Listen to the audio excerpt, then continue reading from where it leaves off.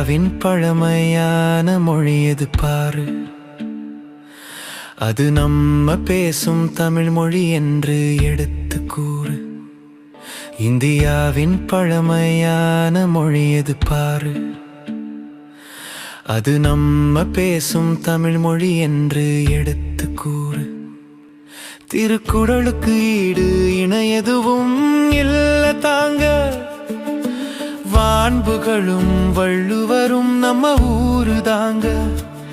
திருக்குறளுக்கு ஈடு இணை எதுவும் இல்ல தாங்க, வான்புகளும் வள்ளுவரும் நம்ம ஊரு தாங்க.